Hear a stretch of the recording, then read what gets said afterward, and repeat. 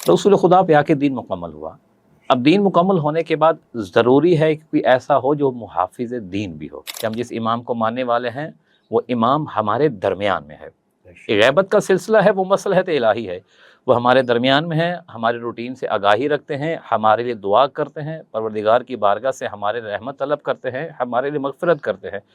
تو اس عقیدے نے ہمیں دوسروں سے ممتاز کیا ہوا ہے۔ تو پھر یہ پوری دنیا کس طرف جائے گی؟ کیا اسی امید میں مر جائے گی کہ مقدر بھی یہی تھا کہ ظلم و ستم کے ساتھ دنیا سے مر کے چلے جانا ہے؟ جو ظالم ہے اس کے پاس طاقت ہے، طاقت کا استعمال کرے گا اور وہ دنیا میں اسی طرح سے اپنی زندگی بسر کر لے گا، اور ہم مظلوم ہیں، مظلوموں کی طرح ہم نے مر جانا ہے؟ نہیں، اس کے لیے ضروری ہے کہ ایک ایسے شخص کی ظہور کا انتظار کیا جائے جو آ کے اس سسٹم کو پلٹے گا۔ عدل و انصاف، وہ ظلم کا خاتمہ، وہ بہترین معاشرہ، وہ سب کے حقوق کا احترام، وہ سب کو عزت، وہ سب کو رسپیکٹ، یہ امام کے ظہور کے نتیجے میں جب لوگوں کو ملے گا تو تب لوگ کہیں گے کہ واقعاً ہم ایک ایسے امام کے اب سائے میں ہیں کہ جو حقیقی اسلام کا ترجمان بھی ہے اور وارث اسلام بھی ہے۔ اس معاشرے میں رہنے والا ہر انسان عالم ہوگا، جہالت کا خاتمہ ہو جائے گا، سبحان اللہ۔ حتیٰ کہ جہالت کا خاتمہ اس طرح ہو جائے گا کہ ہر بندہ اپنے مسائل کا حل قرآن سے نکالا کرے گا۔ امام زمانہ علیہ السلام کے پاس جب ان کی حکومت ہونی ہے، یہودی بھی ہوں گے، یہ عیسائی بھی ہوں گے، یہ ملحد بھی ہوں گے، یہ سارے آئیں گے اور جو جو ان کے افکار اور جو جو ان کے نظریات ہوں گے وہ سارے پیش کریں گے۔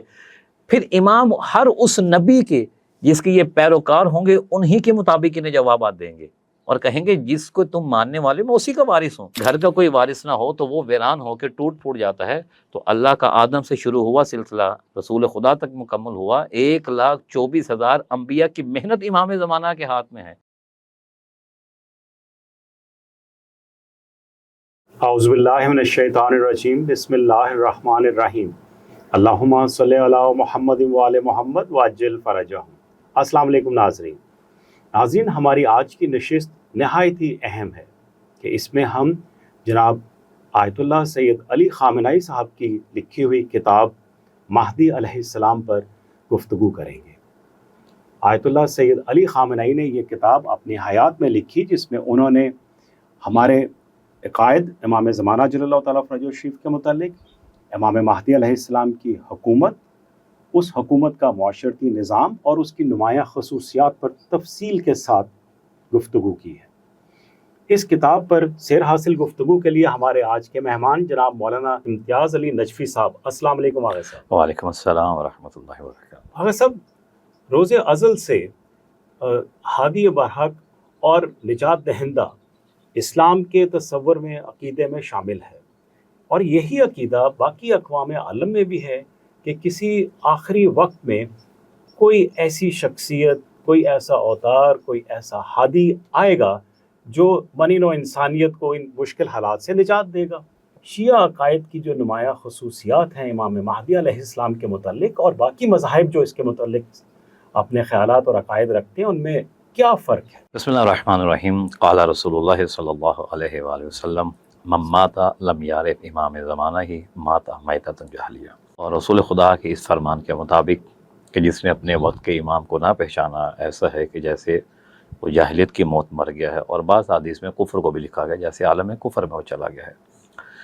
تو رسول خدا کا فرمانا یہ اس چیز کی واضح دلیل ہے کہ یہ ہر ایک عقیدے میں کسی نہ کسی امام کی جستجو ہے، کسی نہ امام کا عقیدہ ہے، اور یہ انسان کی فطرت میں بھی شامل ہے کہ انسان چاہتا ہے کہ کوئی ایسا ہو جو اسے گائیڈ کرے، کوئی ایسا ہو جو اسے رہنمائی دے، کیونکہ دین الہی کا جو پہنچانے کا طریقہ تھا وہ یہی تھا کہ اللہ نے ہدایت کے ساتھ ہادی کو بھی رکھا ہے کہ اگر ہدایت کو لینا چاہے تو اس کے لیے ہادی مقرر کیے۔ اگر ہم اس کو بنیادی طور پہ سمجھنا چاہیں تو آپ دیکھ سکتے ہیں کہ اللہ نے جس دین کو پہنچانے کے لیے حضرت آدم سے سلسلہ شروع کیا اور رسول خدا تک یہ سلسلہ آیا، وہ سارے انبیاء اس دین کی تکمیل کی کوشش کرتے رہے۔ ہر زندگی کے اعتبار سے، ہر پہلو کے اعتبار سے دین آتا، لوگوں کو بیان کیا جاتا۔ رسول خدا پہ آ کے دین مکمل ہوا۔ اب دین مکمل ہونے کے بعد ضروری ہے کہ کوئی ایسا ہو جو محافظ دین بھی ہو۔ اگر میں مثال پیش کروں آپ کو، تو جب بھی کوئی بلڈنگ بنتی ہے تو بلڈنگ بننے کے کچھ مراحل ہوتے ہیں۔ پہلے بلڈنگ بنانے کے لیے انجینئر کو بلایا جاتا ہے جو اس کا ڈھانچہ بناتا ہے، پھر بعد میں لوگ آتے ہیں جو اس کے اندر بجلی کا کام، دوسرے کام کرتے ہیں۔ جب وہ مکمل ہو جاتی ہے پھر اس کے اندر ایک مینجمنٹ کا سسٹم رکھا جاتا ہے جو اس کو مینیج کرتا تاکہ بلڈنگ خراب نہ ہو، بلڈنگ کا نظام چلتا رہے۔ اسی طرح اللہ نے یہ جو دین اسلام بنایا ہے، پہلے جو انبیاء آئے تھے وہ اس دین کی بلڈنگ بنا رہے تھے، یہ بلڈنگ مکمل ہو چکی، اب اس دین کی بلڈنگ کو مینیج کرنے کے لیے بھی افراد کی ضرورت ہے، تو اللہ نے اس کے لیے امامت کے سلسلے کا آغاز کیا، اور وہ سلسلہ ضروری بھی تھا۔ اب اس سلسلے میں آج کے زمانے میں ہر مسلمان کے ذہن میں ایک کوئی نہ کوئی ایسا ہے جو دین کو مینیج کرنے والا ہے۔ اب اس کے اوپر ان کو کیا کیا عقائد ملے ہیں، وہ کس نظریے کے مالک ہیں، یہ ہمیں دیکھنا ہوگا۔ بعض افراد ہیں جنہیں امامت کے بارے میں تو پتہ ہے، لیکن پتہ نہیں کہ امام کیسا ہونا چاہیے، اس امام کی خصوصیات کیا ہیں، وہ امام کس نسل سے ہوگا، وہ امام پیدا ہوگا یا وہ امام ظہور کرے گا۔ ان کے ہاں منتشر ہیں نظریات۔ الحمدللہ ہم شیعہ اثنا عشری اس چیز پہ فخر بھی کرتے ہیں، ہمارا یہ تھوڑا امتیاز بھی ہے کہ جس امامت کے اوپر ہم عقیدہ رکھتے ہیں ہمیں اس کی نسل کا بھی پتہ ہے، ہمیں اس کے نسب کا بھی پتہ ہے، ہمیں اس کے حسب کا بھی پتہ ہے، اس کے خصائص بھی پتہ ہیں، اس کے فضائل بھی پتہ ہیں، اور جس طریقے سے اس امام نے آنا ہے اس کے بارے میں بھی ہمیں علم ہے۔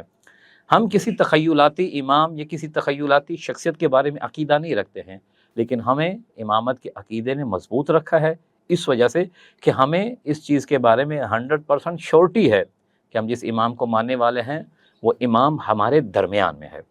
غیبت کا سلسلہ ہے وہ مصلحت الہی ہے، وہ ہمارے درمیان میں ہے، ہمارے روٹین سے آگاہی رکھتے ہیں، ہمارے لیے دعا کرتے ہیں، پروردگار کی بارگاہ سے ہمارے رحمت طلب کرتے ہیں، ہمارے لیے مغفرت کرتے ہیں۔ تو اس عقیدے نے ہمیں دوسروں سے ممتاز کیا ہوا ہے۔ جب تک امامت کے عقیدے کے بارے میں آپ کی یقینی کیفیت نہیں ہوگی، آپ اپنے معاشرتی نظام کو بھی درستگی سے نہیں چلا سکتے ہیں۔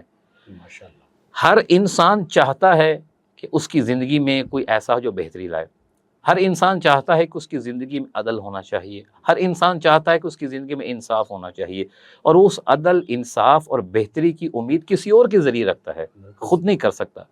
تو ہمیں یقین ہے کہ جس پہ ہم عقیدہ رکھتے ہیں جب وہ آئے گا عدل بھی بہترین کرے گا، زندگی کا نظام بھی بہترین کرے گا، اور انصاف کا سسٹم بھی سب سے بہترین اس امام کے تھرو ہوگا۔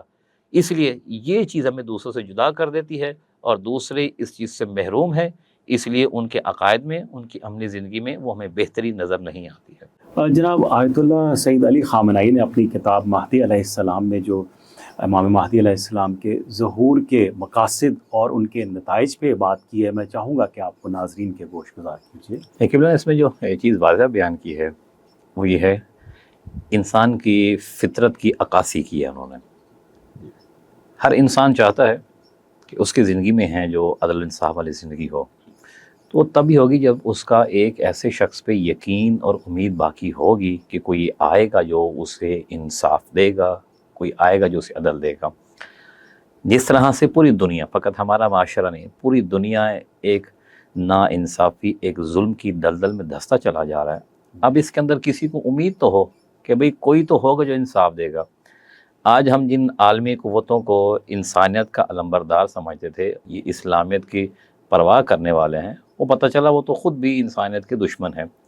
تو پھر یہ پوری دنیا کس طرف جائے گی؟ کیا اسی امید میں مر جائے گی کہ مقدر بھی یہی تھا کہ ظلم و ستم کے ساتھ دنیا سے مر کے چلے جانا ہے؟ جو ظالم ہے اس کے پاس طاقت ہے، طاقت کا استعمال کرے گا اور وہ دنیا میں اسی طرح سے اپنی زندگی بسر کر لے گا، اور ہم مظلوم ہیں، مظلوموں کی طرح ہم نے مر جانا ہے؟ نہیں، اس کے لیے ضروری ہے کہ ایک ایسے شخص کے ظہور کا انتظار کیا جائے جو آ کے اس سسٹم کو پلٹے گا۔ تو امام زمانہ علیہ السلام کے ظہور کے مقاصد میں سے ایک مقصد یہ بھی ہے کہ لوگوں کی وہ امید باقی رہے کہ کوئی تو ایسا ہوگا جو اس کو بدلے گا۔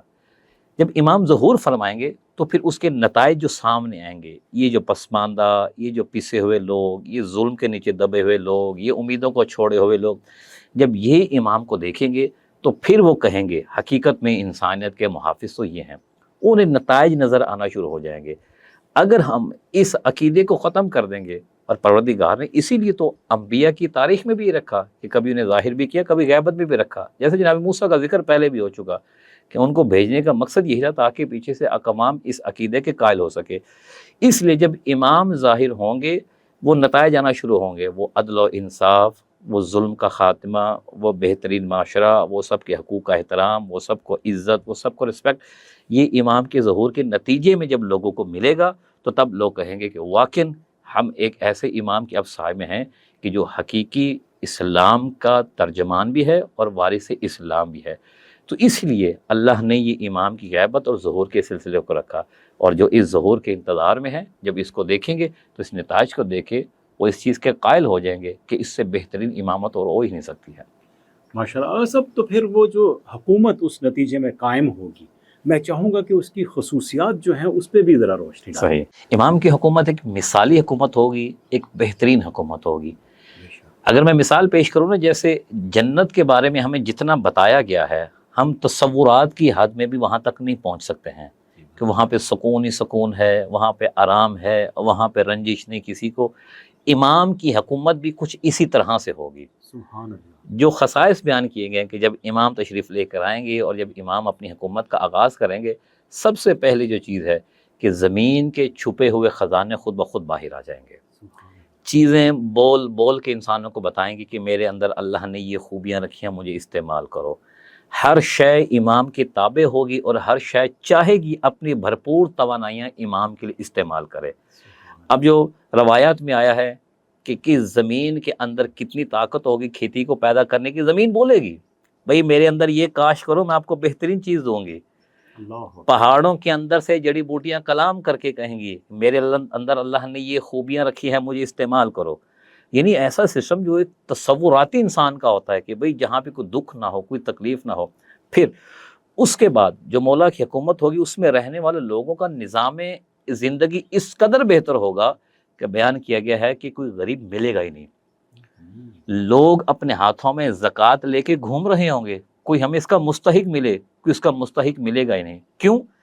ہر انسان کی ضرورت مکمل ہے، ظلم کا خاتمہ ہو چکا ہے، انصاف برابر کیا جا رہا ہے، انسان جیسی صلاحیت رکھتا ہے اس کو استعمال کرنے کے لیے مکمل آلات اس کے پاس میسر ہیں۔ اگر کسان ہے تو بہترین زمین ہے، اگر کوئی حکیم ہے تو بہترین جڑی بوٹیاں ہیں جو خود کلام کر رہی ہیں، جس بھی شعبے سے متعلق ہوگا وہ چیزیں اس کے سامنے آ جائیں گی۔ تو لہٰذا انسان اپنی صلاحیتوں کا مکمل استعمال کرے گا، چیزیں ان کا ساتھ دیں گی، تو پھر جب یہ چیزیں مل کے ایک حکومت بنائیں گی تو اس میں پھر تو ظلم و ستم ختم ہو جائے گا۔ آج ظلم کیوں کیا جاتا ہے؟ تاکہ وہ چیز مجھے میسر ہو جائے، دوسرے کے پاس نہیں ہے، یہی وجہ ہے نا۔ لیکن جب امام آئیں گی چیزیں ختم ہو جائیں گی، اور اس قدر بہترین معاشرہ، اس کے اندر رہنے والے لوگوں کی طرز زندگی اتنی بہترین ہوگی کہ لوگ ایک دوسرے سے محبت ایسے کریں گے جس طرح انبیاء ایک دوسرے سے محبت کرتے ہیں۔ وہ حرص، وہ حسد، وہ بغض، وہ چیزیں ختم ہو جائیں گی۔ یہ حرص، حسد، بغض کب آتا ہے؟ جب کسی کے پاس کچھ ہے اور میرے پاس نہیں ہے۔ تو جب ساروں کو سب کچھ ملا ہوا ہے تو پھر وہ کس طرح سے ایک دوسرے کے خلاف ہوں گے؟ اس لیے جو امام کی حکومت ہوگی مثالی حکومت ہوگی۔ ہمیں جتنا روایات میں ملا ہے وہ تو ہمارے تصورات سے بھی بلند ہے، لیکن جب امام آ کے قائم کر کے دوسری چیزوں کو سامنے لے کے آئیں گے، لطف اس وقت ہوگا جب امام کی رائے میں رہ کے ہم اس حکومت میں اپنی زندگی بسر کریں گے۔ ماشاءاللہ، اللہ پاک وہ وقت ہم سب کو دکھائے۔ اگر سب اسی خوبصورت گفتگو کو آگے بڑھاتے ہوئے میں چاہوں گا کہ اس کتاب میں جو آیت اللہ صاحب نے اس مثالی معاشرے کا خصوصیات بیان کی ہیں کہ جس پہ لوگ اس طریقے سے رہ رہے ہوں گے، میں چاہوں گا کہ ان کے رہن سہن پر بھی گفتگو کی جائے۔ جی، قبلہ صاحب نے بڑی اچھی گفتگو کی اس میں، اور کچھ روایات کا جنہوں نے سہارا لیا، اس میں سب سے پہلی مثال جنہوں نے پیش کی وہ کہتے ہیں کہ اس معاشرے میں رہنے والا ہر انسان عالم ہوگا، جہالت کا خاتمہ ہو جائے گا۔ سبحان اللہ۔ حتیٰ کہ جہالت کا خاتمہ اس طرح ہو جائے گا کہ ہر بندہ اپنے مسائل کا حل قرآن سے نکالا کرے گا۔ سبحان اللہ۔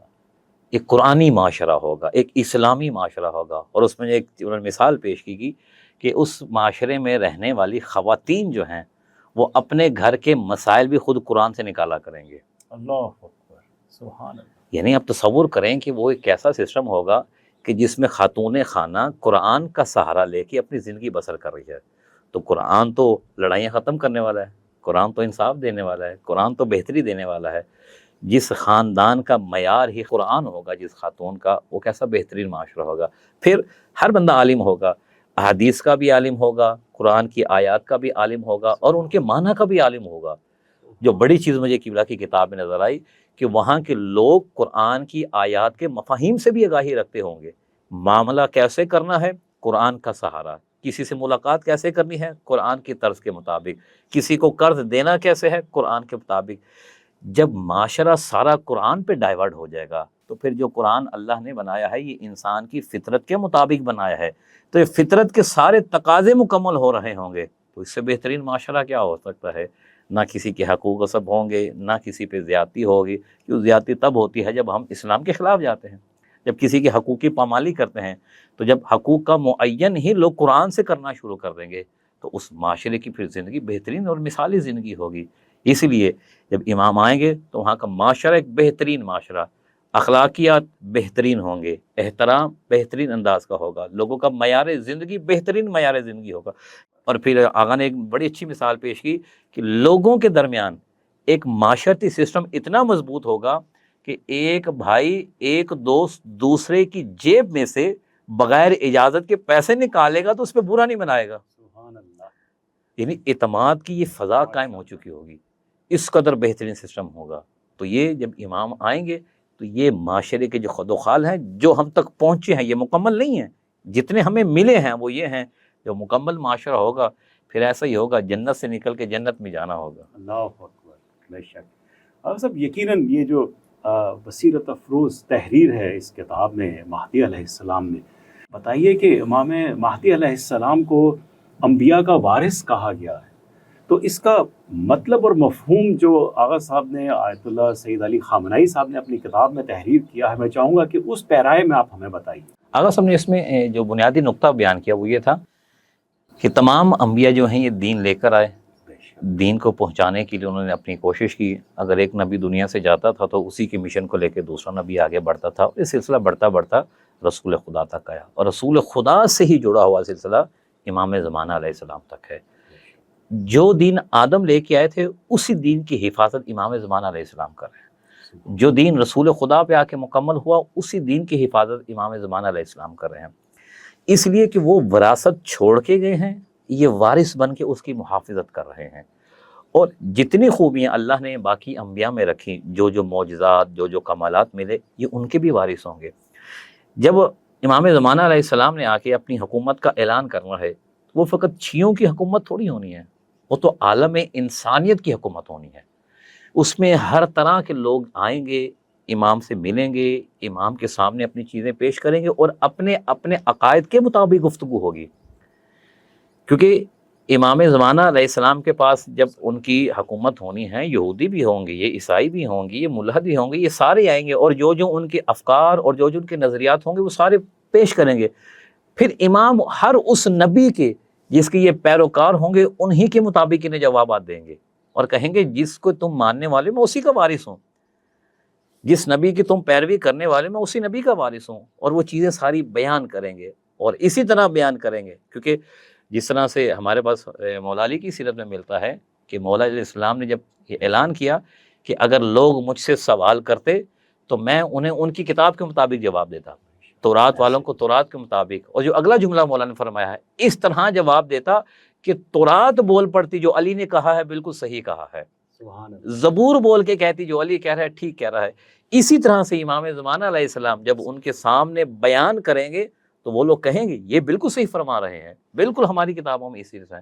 تو اس لیے انبیاء کے وارث بن کے جب سامنے آئیں گے پھر سارے اس چیز کو تسلیم کریں گے کہ حقیقت میں انبیاء کے وارث تو یہ ہیں، ہر نبی کے معجزات ان کے پاس ہوں گے، کمالات ان کے پاس ہوں گے، اسی لیے امام زمانہ علیہ السلام کو وارث انبیاء کہا گیا ہے، اور وارث ہیں بھی۔